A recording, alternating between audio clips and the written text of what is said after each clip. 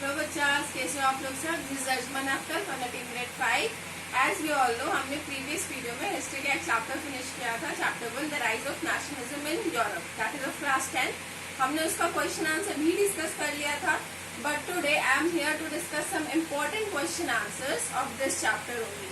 आज हम लोग फिर कुछ इम्पोर्टेंट क्वेश्चन आंसर डिस्कस करेंगे इसी चैप्टर का। ज्यादा बोर मत होइए, बहुत लंबा क्वेश्चन आंसर सेशन नहीं रहने वाले। We have only 6 to 7 sort of questions जो इम्पोर्टेंट है, जो मेरे हिसाब से आप लोगों के एग्जाम्स में टच करने वाले हैं। और हम लोगों ने सोचा कि कुछ बच्चों को क्वेश्चन आंसर टैकल करने में थोड़ी दिक्कतें आ रही है, सो हम लोगों ने बता दिया how to answer these questions. आपको पता है, अगर पता हो कि वो किस पार्ट से और आपको कैसे आंसर करना है, तो क्वेश्चन आंसर करना इजी हो जाता है। दैट इज वाई हम आज ये सेशन ले रहे हैं। So let's get started with the question answer बच्चों। Okay, the very first question, question number 1। Question number 1, describe the Frederick Sorio utopian vision of the world as depicted in his painting in 1848।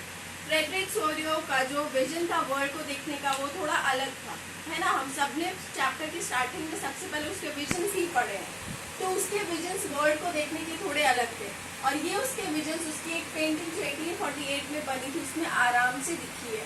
उसके visions क्या क्या थे। सबसे पहला उसका vision, आज जब वो दुनिया को देखता था, तो according to him the world is made up of democratic and secular republic. उसका सबसे पहला विजन। उसका सेकेंड नंबर का विजन था, अगर आप सेकेंड पॉइंट्स में लिखोगे, तो वो people of Europe, America, the main women of all ages, of all classes, वो चाहता था कि सभी एक जगह पर कलेक्ट हो जाए और एक जगह पे मार्च स्टार्ट करें। और क्या करें, एक जगह पे मार्चिंग करते करते स्टैच्यू ऑफ लिबर्टी जो उसे होमेज पे करे, मतलब कि उसे रिस्पेक्ट दे। होता है ना, अगर हम एक जगह साथ में एक रैली निकली है, हमें अगर वहाँ पे कोई ऐसा स्थल मिल जाता है जिसे हमें सम्मान देना होता है, तो हम या तो उन्हें ऐसे करते हैं या ऐसे करते हैं।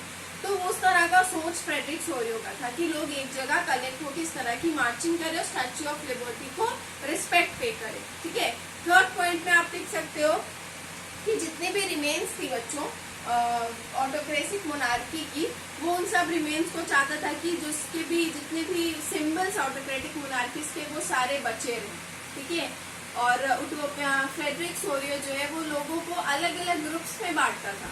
उसने लोगों को ग्रुप में डाल दिया था, अलग अलग ग्रुप में, अकॉर्डिंग टू कि वो लोग कौन सी जगह से हैं, उनका फ्लैग और कॉस्ट्यूम क्या, उनके फ्लैग और कॉस्ट्यूम के बेसिस पे फ्रेडरिक सोरियो लोगों को अलग अलग डिफरेंट ग्रुप्स में बांटता था।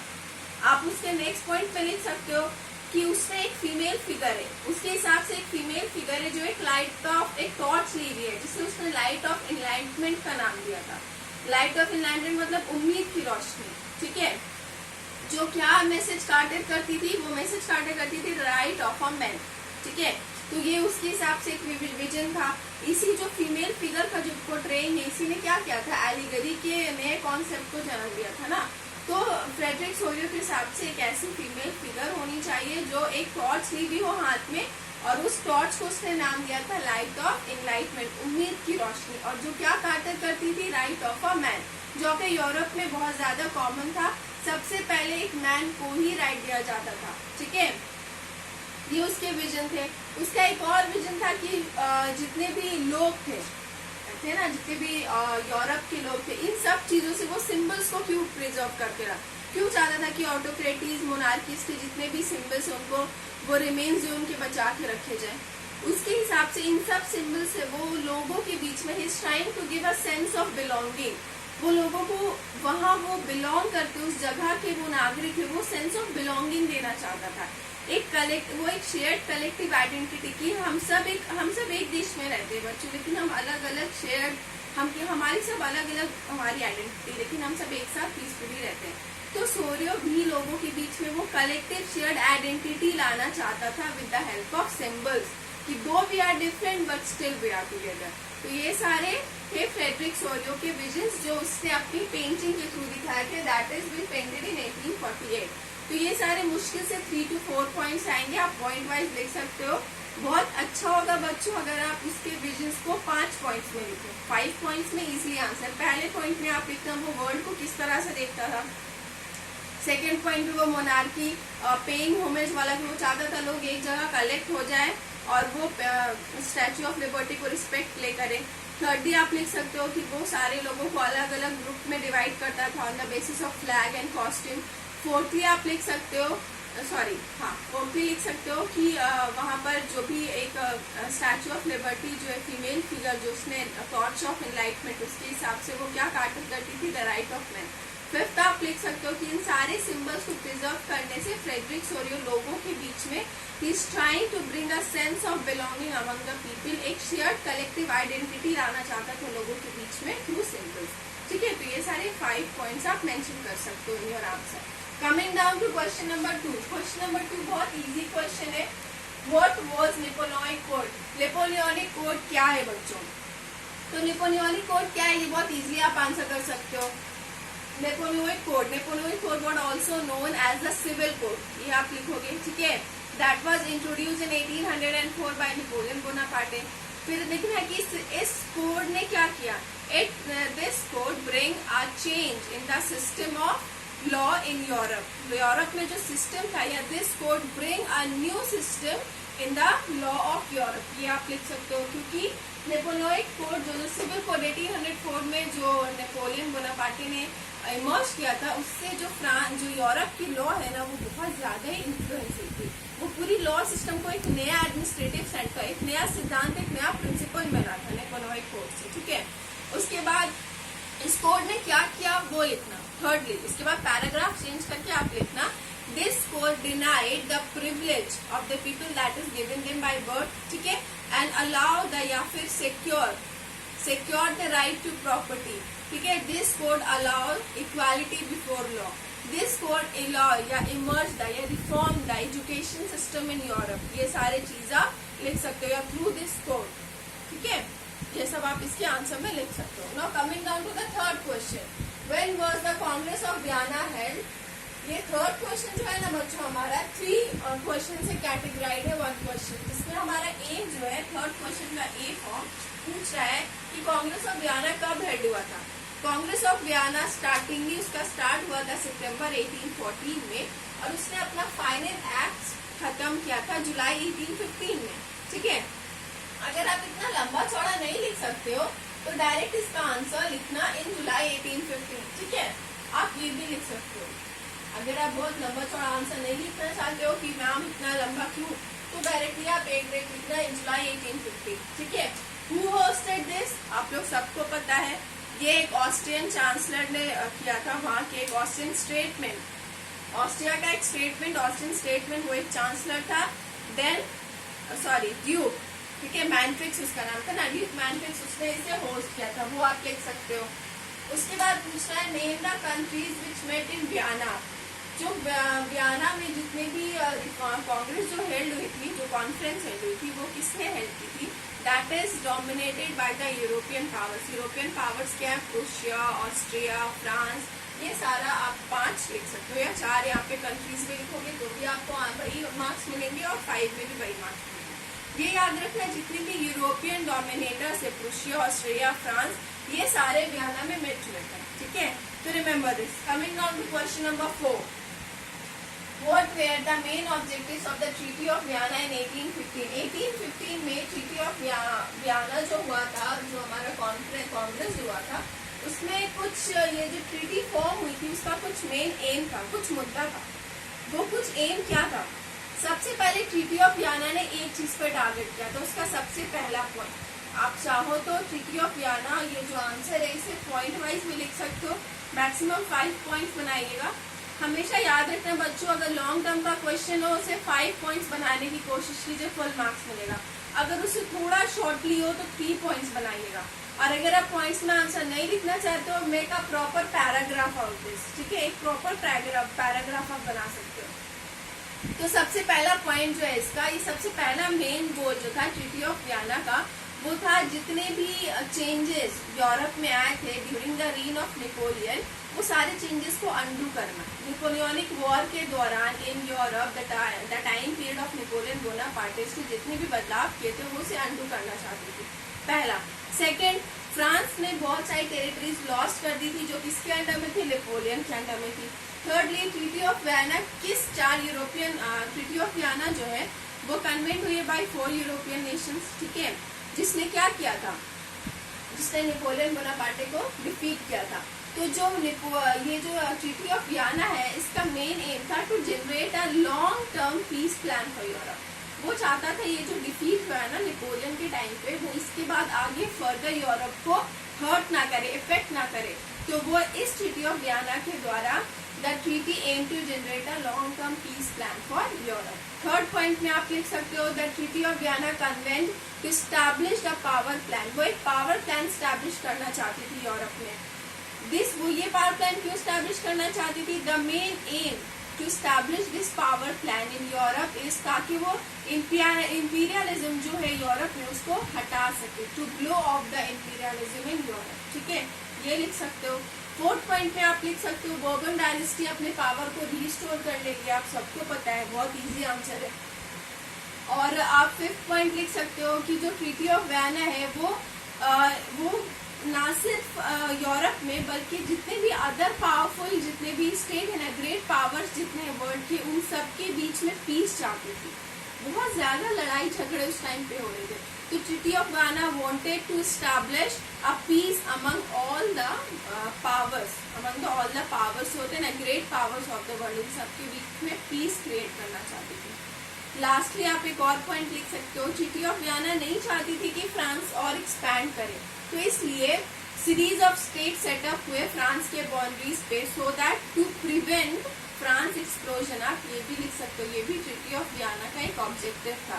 ट्रीटी ऑफ वियना नहीं चाहती थी कि फ्रांस और फर्दर मोर एक्सपैंड करे, क्योंकि जितना एक्सपैंड होगा उतने झगड़े होंगे, तो उसको एक्सपैंड ना हो उसके लिए फ्रांस की बाउंड्रीज पे बहुत सारे नए नए स्टेट्स को सेटअप किया गया ताकि फ्रांस का एक्सपेंशन को रोका जा सके, to prevent expansion of France. Okay, ये सारे आपके ऑब्जेक्टिव्स हो सकते हैं ट्रीटी ऑफ वियना में। आप इसे किसी भी तरह से लिख सकते हो, point wise, paragraph wise. Question number 5, give 4 important factors that led to the growth of nationalism in 19th century in Europe। 4 factors मैं आपको बताती हूँ, उसे एक्सप्लेन आपको करना। 4 फैक्टर्स में आप रोमांटिज्म दे सकते हो, वर्नाकुलर लैंग्वेज का इमर्जेंस दे सकते हो, जो कि वहाँ पे हुई थी ना, फ्रांस लैंग्वेज को वहाँ पे ऑफिशियल कर दिया गया था। आप इमर्जेंस ऑफ प्रिंटिंग प्रेस दे सकते हो, हार्डशिप ऑफ यूरोप, जो बीच में 1830s में जो हार्डशिप हुई थी वो बहुत बड़ा रीजन है, ठीक है। The emergence of social groups में जो अलग अलग डिफ्रेंसिएशन हुई थी, educated social group, middle groups, ये सारी वजह है जिसने नेशनलिज्म वाली फीलिंग, नेशनलिज्म का जो फैक्टर है उसको यूरोप में 18th सेंचुरी में बहुत ज्यादा बढ़ाया है। आप इन सब चीज को एक्सप्लेन करो, आपका ये आंसर कंप्लीट हो जाएगा, ठीक है। Coming on to question number 6, What step did France revolutionaries take to create a sense of collective identity among the French people? ये तो था नेशनलिज्म की भावना लोगों में कैसी है, लेकिन जो हमारे फ्रेंच के कुछ रिवोल्यूशनरीज थे, फ्रेंच रिवोल्यूशन जैसे गोइसी मजीनी और बहुत सारे, उन लोगों ने क्या क्या किया, क्या स्टेप्स ले जिससे लोगों के अंदर वो ये देश हमारा नेशनलिज्म वाली फीलिंग है, ठीक है, कि वो मोनार्की को हटा के नेशनलिज्म को सपोर्ट करे। तो सबसे पहला उन लोगों ने एक सिस्टम किया, ला पार्टे, ठीक है, इमरजेंस हुआ एक सिस्टम का, ला पार्टे और ली सिटोयन, जिसका मतलब था फादरलैंड टू द सिटीजन, सिर्फ एक ही चीज इस्तेमाल हो। वहाँ पर फिर ट्राई कलर फ्लैग को फिर से क्या कहते हैं उसको, आप कह सकते हो कि new try colour flag was emerge, और जो पहला royal standard try colour flag था उसे हटा दिया गया। सेंट्रलाइज एडमिनिस्ट्रेटिव सिस्टम बन गई, यूनिफॉर्म लॉ सेटअप हो गया सभी सिस्टम्स के लिए, यूनिफॉर्म मेजरमेंट और वेट लॉज हो गए सभी के लिए, है ना। ई स्टेट्स जितने भी थे उनको रीनेम कर दिया गया नेशनल असेंबली से, और सबको एक कलेक्टिव बॉडी से इलेक्ट करने का परमिशन दिया गया। ये सारे जो थे हमारे फ्रेंच रिवोल्यूशनरीज के सारे प्रैक्टिसेस थे जिसने लोगों के अंदर देशभक्ति की भावना जगाई थी। आप उसमें एक और पॉइंट लिख सकते हो, the emergence of the vernacular language, वहाँ पे जो फ्रेंच लैंग्वेज थी जिसको वहाँ पे इम्पोज किया गया ऑफिशियल लैंग्वेज, ये सारी बातें लोगों के अंदर नेशनलिज्म की भावना को जागरूक कर रही थी, ठीक है। Now coming down to the last question, question number 7, briefly describe the process of German unification. One of the easy question, मेरे हिसाब से सबसे आसान क्वेश्चन ये है, और व्हाट वाज नेपोलियनिक कोड है।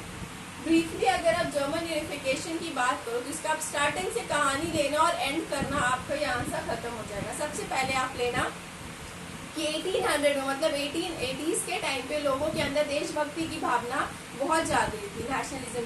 वो किस ग्रुप में जागृत थी बच्चों? मिडिल क्लास में, है ना। तो इस टाइम पीरियड में during 1800 the feeling of nationalism was in great progress. किसके अंदर थी? In the middle class. तो मिडिल क्लास लोग क्या चाहते थे? वो फाइट करना चाहते थे अपने नेशनल स्टेट्स के लिए, और वो चाहते थे कि एक यूनिफॉर्म सिस्टम बने, और वो जो मोनार्की सिस्टम है उसको हटाना चाहते थे अपने देश से। वो एक नेशनल स्टेट फॉर्म करना चाहते थे। इसके लिए उन्होंने 1848 में वो सब यूनाइट हुए, एक नेशनल स्टेट फॉर्म किया with out of numerous German states के साथ मिलकर के। लेकिन ये जो वहाँ की जितनी भी मोनार्की है और जो वहाँ की मिलिट्री सिस्टम है, उनको ये बात रास नहीं आई। उन लोगों ने क्या किया? उन्हें सप्रेस करने की कोशिश की, और इसके लिए उन्होंने प्रूशिया आर्मी और प्रूशियन ब्यूरोक्रेसी की मदद ली, और इसकी वजह से ओटोमान बिस्मार्क आए। ओटोमान बिस्मार्क ने इसको सपोर्ट किया, और फिर ये जितने भी प्रोसेस थी, the support of Prussian army and Prussian bureaucracy, ये जो मूवमेंट थी जर्मन यूनिफिकेशन, इसके आर्किटेक्ट कौन बने? ओटोमान बिस्मार्क बने। ठीक है। इसके बाद फिर क्या हुआ? इसके बाद प्रूशिया ने 7 टाइम्स हमारे फ्रांस को, ऑस्ट्रिया, डेनमार्क को, ठीक है, फ्रांस को, ये सबको क्या किया? हरा दिया 7 टाइम्स। ये जैसे ही उन्होंने इस सारे देशों को साथ, एक बार नहीं, with the comes times of 1 2 3 4 5 6 7 7 bar continuously हराने के बाद इन 1871 in the month of January वहाँ के लोगों, वहाँ पर क्या हुआ? जर्मन यूनिफाइड हो गया। The process of German unification was finally accomplished. और उसके बाद जो था इन 1871 in the month of January वहाँ के जो नए राजा थे उन्हें विलियम I, उन्हें वहाँ का राजा घोषित कर दिया गया। उन लोगों ने एक सेरेमनी हेल्ड की एट वर्साइली। ठीक है, they held a ceremony at Versailles. ये सारे प्रोसेस थे जो आप इसमें लिख सकते हो, और इसे चाहो तो आप पैराग्राफ में लिख सकते हो, इसे चाहो तो आप पॉइंट वाइज, अगर पॉइंट वाइज में लिखना हो तो सबसे पहले पॉइंट में लिखना कि 1800 में मिडिल क्लास में नेशनलिज्म की फीलिंग आई थी। उसके नेक्स्ट पॉइंट में लिखना कि नेशनलिस्ट फाइट करना चाहते थे अगेंस्ट दिस मोनार्की, और वो नेशनल स्टेट फॉर्म करना चाहते थे। उसके थर्ड पॉइंट में लिखना है कि 1848 में वो सब यूनाइट हुए और उन लोगों ने नेशनल स्टेट फॉर्म किया। फिर उसमें लिखना कि वहाँ की जो मोनार्की और मिलिट्री सिस्टम है वो उसे सप्रेस करना चाहती थी, इसलिए उन्होंने प्रूशियन आर्मी और प्रूशियन ब्यूरोक्रेसी की मदद ली। ठीक है। फोर्थ पॉइंट में लिखना कि ओटोमान बिस्मार्क ने इसे सपोर्ट किया और वो कलेक्टिवली ये जर्मन यूनिफिकेशन मूवमेंट के लीडर बन गए। फिफ्थ में लिखना कि प्रूशिया ने किस तरह से बाकी स्टेट्स को हराया 7 टाइम्स। ठीक है। सिक्स में फिर लिखना finally 1871 in the month of January German जो यूनिफाइड हो गया, और वहाँ विलियम्स I जो है वहाँ के नए राजा, नए एम्परर घोषित कर दिए गए। देहला सेरेमनी एट वर्साइली। ठीक है, ये सारे पॉइंट्स आप इसमें लिख सकते हो। इसके साथ साथ आपका ये पूरा क्वेश्चन, ये जो क्वेश्चन है जर्मन यूनिफिकेशन, ये अकम्प्लिश हो जाएगा। ये थी आपकी कुछ important question answers of the chapter the rise of nationalism in Europe. I hope ये क्वेश्चन आंसर्स आपको एग्जाम में हेल्प आउट करें। इन स्पाइट ऑफ दैट, अगर इसके बाद भी आपको समझ नहीं आ रहा है कि कोई क्वेश्चन कैसे आंसर करें, इस क्वेश्चन में कहीं भी आपको कोई भी डाउट है कि मैम ये क्वेश्चन का आंसर मुझे समझ नहीं आया, just ask me on that comment section. I'll be there to help you at any time. Till then बच्चों, study hard. मैं नेक्स्ट क्लास में आपसे मिलूंगी with a new chapter. Stay safe बच्चों को, बाय।